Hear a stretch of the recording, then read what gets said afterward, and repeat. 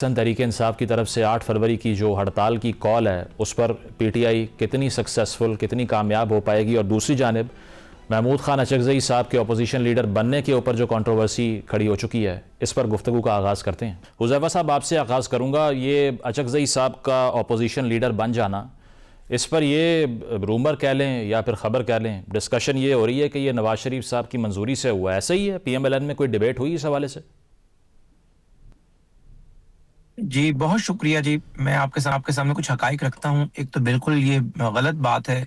ये एक तासुर दिया जा रहा है कि शायद मुक़्तदर हल्के या PMLN का एक गिरोह या एक ग्रुप या प्राइम मिनिस्टर शहबाज शरीफ साहब ये नहीं चाहते थे, और मियाँ नवाज शरीफ साहब की जो कन्वर्सेशन जो है वो कामरान मुर्तज़ा साहब ने जो है बताई कि जी फ़ोन पे बात हुई और उसकी रिकॉर्डिंग भी हमारे पास मौजूद है, और उसके बाद नोटिफ़िकेशन हुआ। ये ऐसा हरगिज़ नहीं है। जिस दिन ये नोटिफ़िकेशन हुआ उससे 3 दिन पहले होने वाली कैबिनेट मीटिंग में प्राइम मिनिस्टर साहब ने तमाम कैबिनेट मेंबर्स को एतमाद में लिया था और बताया था कि ये हम करने जा रहे हैं, और इसकी ताख़ीर की वजूहात भी उन्होंने बताई थी कि स्पीकर ऑफिस का ख्याल ये था कि जो 74 या 75 लोग हैं वो आज़ाद हैं, क्योंकि PTI बतौर पार्लिमानी पार्टी तो असम्बली में मौजूद ही नहीं है। अदरवाइज होता ये है कि पार्लिमानी लीडर जो है वो अपने लेटर हेड के ऊपर लिख कर भेज देता है और पूरी पार्टी के MNAs बाउंड होते हैं उस फैसले को जो है कबूल करने के, उस पर अमल करने के।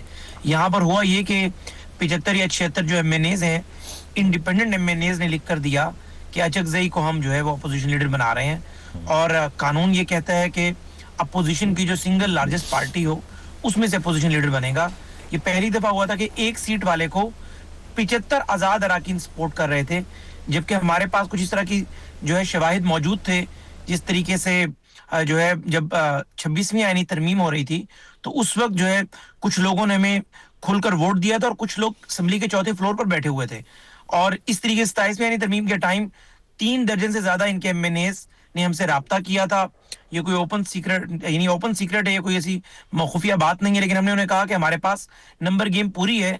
इसी तरीके से जब अचकज़ई को नॉमिनेट किया गया तो वो अराकीन असेंबली बाकायदा ये कहते हुए पाए गए, कुछ स्पीकर साहब को आकर मिले भी, कि अगर इन्होंने नॉमिनेट ही कर रहा था तो हम में से नॉमिनेट करें।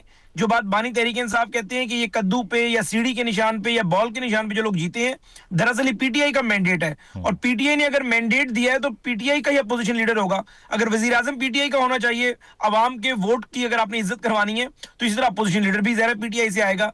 तो इस नुक्ते के ऊपर स्पीकर ऑफिस का एतराज था कि एक एक बंदे की हम वेरिफिकेशन करेंगे। इन्होंने ज़ाहिर अपना इंटरनल पार्टी का जो रिफ्ट था जब उसे दूर कर लिया, और उन 75 लोगों ने हमें अंडरटेकिंग भी दे दी। स्पीकर ऑफिस मुतमईन हो गया और उनका नोटिफिकेशन हो गया। हाँ, ये जरूर है कि इसमें मियां नवाज शरीफ साहब को एतमाद में भी लिया गया और एक एक लम्हे की उन्हें रिपोर्ट भी देते रहे।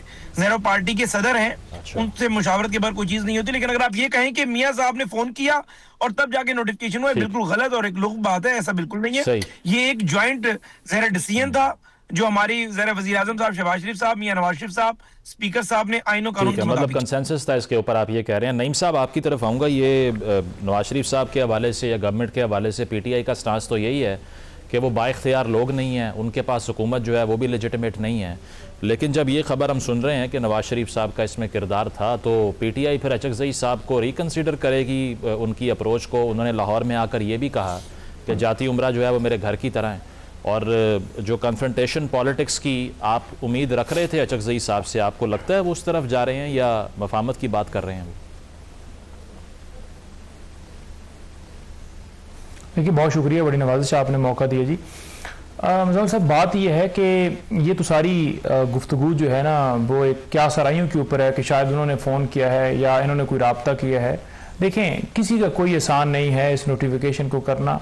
किसी ने कोई किसी के ऊपर जो है वो उस तरह से करके तो कोई तमगा नहीं मारा। बात यह है कि ये कायनी प्रोसेस था जिसको डिले किया गया, और जिन्होंने डिले किया उनसे सवाल करना चाहिए, उनके खिलाफ कार्रवाई होनी चाहिए कि क्यों आपने रुकावट क्यों डाली। अपोजिशन लीडर उसी जमात को होता है जो ऐवान के अंदर हुकूमत के बाद सबसे बड़ी जमात होती है। तो हमने नामजद किया, इमरान खान साहब ने नामजद किया। इतराज़ लगाया जी इमरान खान की तरफ से नामजद है क्योंकि इमरान खान सजा याफ्ता हैं तो इसलिए नहीं हो सकता। आज फिर क्यों हुआ? इसका मतलब ये है कि आप अपनी मर्जी चाहते थे कि मामलात पाकिस्तान के अंदर जैसे बाकी भी चल रहे हैं तो अपोजिशन लीडर वाला मामला भी लटक जाए, कभी कहा गया कि रियासत मुखालफ हैं जी, कभी कहा गया जी कि इनके MNAs जो हैं वो नहीं मान रहे, इस वजह से हम नहीं कर रहे। तो मुल्क में जंगल का कानून राइज है, यहाँ पर ना किसी के बुनियादी हकूक हैं, ना किसी को कोई तहफ़्फ़ुज़ है, ना कोई गरीब के लिए कोई इंसाफ नापैद है। लोग दर बदर फिर रहे हैं, लोग मुल्क छोड़ पाकिस्तान से हर साल 10 लाख बाहर बेरोजगारी के चक्कर में लोग जो है नौजवान छोड़ के बाहर जा रहे हैं। तो पाकिस्तान में ये सारी चीज़ें हैं। आप देख लें कराची के अंदर मामला हुआ, पीपल्स पार्टी के रहनुमा हमारे साथ, इनकी हुकूमत है, और ऐसे मामले के ऊपर बजाय ये कि कोई ऐसे इकदाम किए जाते, कोई इक्विपमेंट होता, कोई चीज़ें होती कि जो फौरी तौर पर ऐसी कार्रवाई होती जिससे ऐसे बड़े हादसे से बचा जा सकता। लोगों के मोबाइल फ़ोन जो है वो ऑन रहे, वो राब्ते में भी रहे फैमिलीज़ के साथ। लेकिन आप देखेंगे अभी भी यहाँ चल रही है कि हलाकतों की तादाद जो है वो 26 हो गई है, और इसी तरह ये बताया इतना जा रहा है, हालांकि होगी मेरा ख्याल में ज़्यादा। और ज़ख्मी कितने होंगे, कितने घर उजड़ गए, कितने की जो है वो झोली जो है वो कितनी हमारी बहनें जो हैं वो बेवा हो गई, या क्या क्या उसके अंदर नौजवान कितने हो गए होंगे। तो ऐसी सारी सूरत हाल के अंदर उसी की जिम्मेदारी आती है जिसकी हुकूमत होती है, जिसके जो वहाँ पर इक़्तिदार में होता है। KPK के अंदर कश्ती वाला वाक़या हुआ, उसके ऊपर ये कहा गया कि देखें जी इनकी गफलत है और वहाँ हुकूमत का ये मामला है। तो यहाँ अगर सिंध के अंदर ये मामला हुआ है तो यहाँ हुकूमत की जिम्मेदारी नहीं है। और उस वक्त जब हम कह रहे थे कि ये नागानी आफत है जिसमें जो है वो अचानक से इस तरह का मामला है, उस वक्त कहा गया कि देखें जी ये किस तरह डिफेंड कर रहे हैं, ये गलत बयानी कर रहे हैं, ये गलत बात कर रहे हैं, और ये सारा कसूर इनका किया कराया है। लेकिन यहाँ तो देखें पूरे शहर के अंदर आग लगी और इतने लम्हे जो है लोग चलाते रहे, बोलते रहे, उसके बाद भी 2 दिन इनके पास कोई इतना नहीं था कोई उसकी सदेबाब के ये फौरी तौर पर उसके ऊपर अमल करके तो लोगों की जानों को बचाते। क्योंकि जब आपका फोकस ही हो कि प्रोजेक्ट होगा, कोई रोड होगा, उसमें से ही पैसे बनाने हैं, आपका फोकस ये होगा कि बस माल मंत्र बनाना है, लोग खड्डों में गिर के गटरों के अंदर गिर के जो है वो मर रहे हो बच्चे, और सड़कों, मैं तो खुद गया हूँ कराची के अंदर, जो वहाँ सूरत हाल है, इतने साल से ये इक़्तिदार के अंदर हैं, तो लोगों की कोई सुनवाई नहीं। इसी तरह अगर पंजाब के अंदर भी जा लें, वहाँ सिर्फ आपको टिकटॉक मिलेगी, उसके अलावा प्रैक्टिकली कोई काम नहीं मिलेगा। और आपको साल बाद 2 साल बाद ऐसा एक इवेंट मिलेगा जिसमें अवाम को ये दिखाएंगे कि आपकी हैसियत ये है,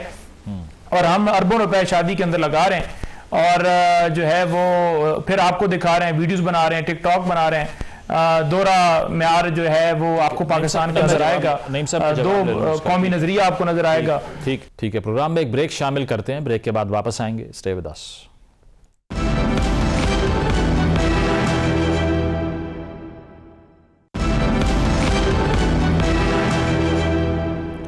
वेलकम बैक नाज़रीन, पैनल हमारे साथ मौजूद है, डिस्कशन को कंटिन्यू करते हैं। नाज़िर साहब इसको रिस्पॉन्ड ही कर दें इससे पहले कि मैं पॉलिटिकल इश्यूज़ पे जाऊं। 2 घंटे का रिस्पांस टाइम एलिजिडली बताया जा रहा है गुल प्लाजा की जो बात हुई, और ये रिपीटेड वाक़यात हैं जो शहर कायद की 3 अहम शाहराएँ हैं, उसमें बताया गया कि 266 यानी कि 266 इमारतों में से सिर्फ 6 में फायर सेफ्टी सहूलत मौजूद है।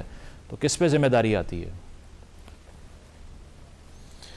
देखिए, जाहिर सी बात है, at the end of the day the buck stops at the government, और गवर्नमेंट बिल्कुल भी ज़िम्मेदारी से गाफिल अपने आप को नहीं कर रही।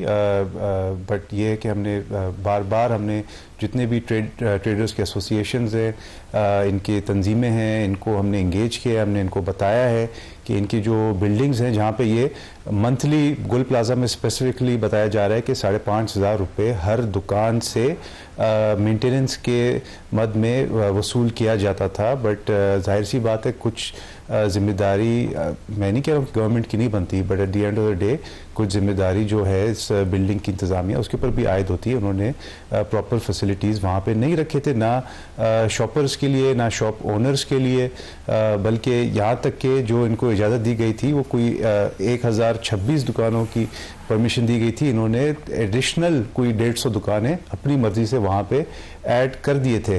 और ओवर क्राउडेड एक प्लाजा था पूरा कि जो 1980s में इसकी कंस्ट्रक्शन हुई थी, और बल्कि लेट 1990s में या अर्ली 2000s में इसके ऊपर मज़ीद एक फ्लोर ऐड किया गया था। उस वक्त तो ना पीपल्स पार्टी की गवर्नमेंट थी। But at the end of the day ये सारी बातें मैं इसलिए नहीं कर रहा कि हम अपने आप को बरियोज़मा दिखाना चाह रहे हैं, हम पूरी जिम्मेदारी लेते हैं और एक ट्रांसपेरेंट और डीप इन्वेस्टिगेशन की हिदायत दे दी है चीफ मिनिस्टर साहब ने, कमिश्नर को जिम्मेदारी दी है, और जब ये इन्वेस्टिगेशन रिपोर्ट इंशाल्लाह आएगी इसमें इस बात का तयन कर दिया जाएगा कि किसकी गफलत की वजह से ये इतना बड़ा सानिया पेश आया। Eight the end of the day हम सिंध गवर्नमेंट के जितने भी रिप्रेजेंटेटिव्स हैं जो सिंध गवर्नमेंट में है या पीपल्स पार्टी में है, वो सब इन तमाम जो मुतासरीन हैं उनका दर्द में उनके साथ शाना बशाना खड़े हुए हैं, और हम बिल्कुल पीछे नहीं हट रहे। इनको जो जाहिर सी बात है जो जाने गई हैं उसको तो हम कॉम्पनसेट नहीं कर सकते, बट गवर्नमेंट हर हद तक जाएगी कि जितना सपोर्ट हम कर सकते हैं मुतासरीन का उनको फराम करेंगे। But at the end of the day हम इस वक्त ये रिक्वेस्ट करते हैं कि इस इशू के ऊपर, जो कि एक बहुत दर्दनाक इशू है, उसके ऊपर हर इस तरह के सानिया की तरह इस पे पॉलिटिक्स ना खेली जाए और मज़ीद इंतशार फैलाने की कोशिश ना की जाए। हम तो बहुत सब्र और तहम्मुल से हम एक इन्वेस्टिगेशन करें, और फिलहाल तो रेस्क्यू एफर्ट्स ऑन गोइंग है। मतलब ये चीज़ हम इसको नहीं भूल सकते कि right now this is an under process rescue operation, और इस वक्त तो तमाम जो फोकस है गवर्नमेंट का वो यही है आपने कि कम से कम जानी नुकसान हो, और कर लिया कि लोग कोई डेलिबरेट या कोई तकरीबकारी का इसमें अमल नहीं था। देखिए, इन्वेस्टिगेशन रिपोर्ट जब आएगी तो इसको हर पहलू से देखा जाएगा। जो जाहिर सी बात है जो इस फील्ड के एक्सपर्ट्स हैं, जो फायर एक्सपर्ट्स हैं, वो स्टडी करेंगे कि किस वजह से ये जो आग है इसकी इब्तिदा कैसे हुई और किस वजह से फैली, और बिल्डिंग की क्या बिल्डिंग ओनर्स की क्या रिस्पॉन्सिबिलिटी थी। उन्होंने फायर एग्जिट्स या जो फायर फाइटिंग जो एक ऑब्वियसली जो बिल्डिंग की अपनी भी एक इंटरनल मैकेनिज्म भी होनी चाहिए, जिसके तहत अगर इस तरह का कोई नाखुशगवार वाक़या जो कि अब हो गया उसकी प्रिकॉशन के लिए उनको भी कोई जिम्मेदारी उनके ऊपर भी आयद होती है। गवर्नमेंट हर जगह नहीं हो सकती। Karachi is a mega city, यहाँ पे लाखों की तादाद में बिल्डिंग्स हैं, प्लाजाज है। अब हर जगह तो चीफ मिनिस्टर या मेयर मौजूद नहीं हो सकता ना, मगर कुछ जिम्मेदारी जाहिर सी बात है जो शॉप ओनर्स थे, जो बिल्डिंग की इंतजामिया थी, जो मैंने ऑलरेडी अर्ज़ किया कि मंथली अगर आप 5,500 रुपये मेंटेनेंस के पैसे ले सकते हैं टाइम पे जाके, तो कम से कम एक बेसिक फायर फाइटिंग फैसिलिटीज़ आप लोग खुद भी दे सकते हैं। ऐसी बात नहीं है।